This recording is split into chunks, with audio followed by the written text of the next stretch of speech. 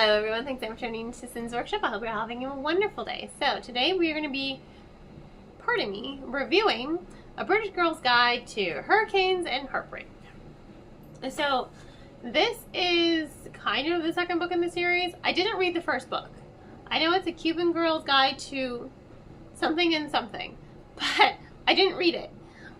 This book was a gift to me from the publisher, and you wonder something, I'm actually really thankful for that. Because this is not a book I would normally be like, oh, I need to, pick this up and read it. It's not really, people who know me are just like, Cynthia, you read that? And I'll be like, yes, and I adored it, and it was kind of perfect. I am also not a native Floridian. I moved here back in 2000, pretty much a year before 9/11 happened. So, I'm a Bostonian, okay? I'm a Bostonian. I grew up there, I went to college there, I'm a Bostonian, okay? But as someone who does live in Florida, I have to say, I loved all the Florida little mentions and Easter eggs, and not even Easter eggs. Flora, she's in England. She's still reeling from the death of her mother, and she thinks she just causes everyone heartache. She feels like she's a hurricane, and everywhere she goes, it's just a hurricane, and she just leaves disaster. So what does she do? She doesn't really process her feelings. So, instead of going to go do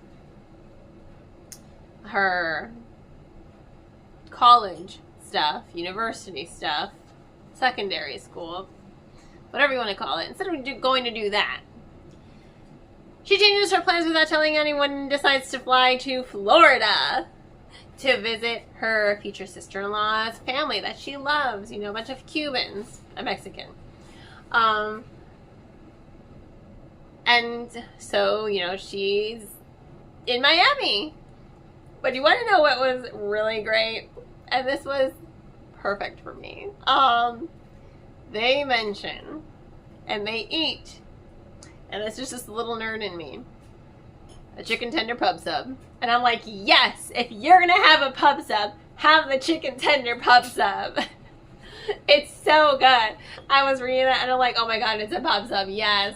I mean, pub subs are great anyway. Anyone who lives in Florida knows pub subs. They're awesome. I love them. But just even that one little mention of a pub sub in this book was just, that just won over my heart. I loved all the references to Florida as a Floridian, and I loved how the author really captured Florida and everything that is good about Florida. Personally, I would love to move back to Massachusetts. I was like, but it's cold there. I like the cold. I miss my changing seasons, but not for everyone.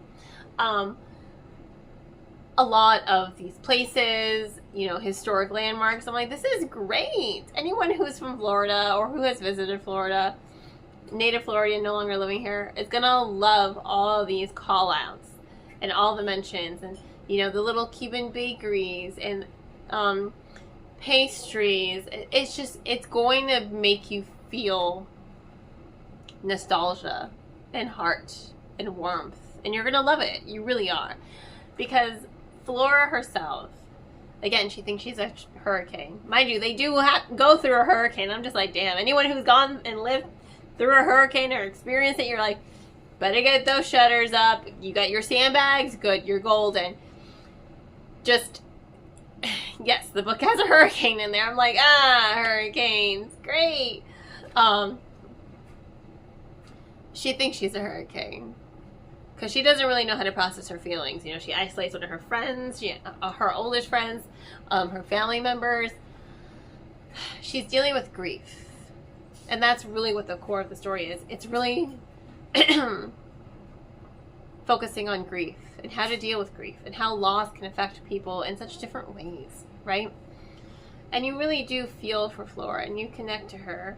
And it makes everything that she's seeing in Florida a little bit more heartwarming because she's looking at things through a lens, both literally and figuratively, because she wants to be a photographer. She's looking through things through these lenses, but she's also reflecting on her actions. She's reflecting on her grief. She's reflecting on the guilt she has that she wasn't there for her mom's final moments because she couldn't be there. Her mom was, it's like that scene from Guardians of the Galaxy when the first one, when his mom is calling to him and he just runs. That's literally it.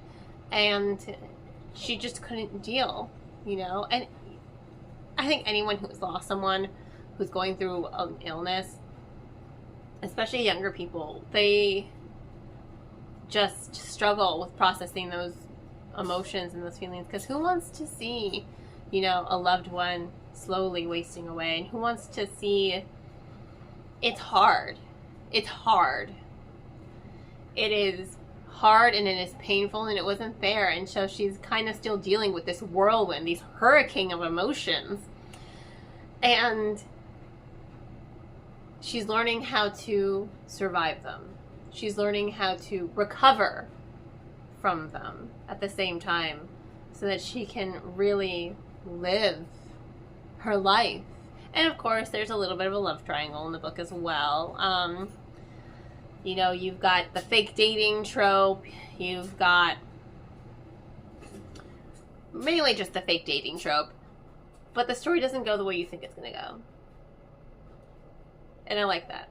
And I like how we're focusing on the grief. Flora could be a little annoying at times, admittedly. But I got her. Was she annoying? Yes, she was. I got so frustrated with her sometimes. But I understood where she was coming from. I understood it. I didn't always like her.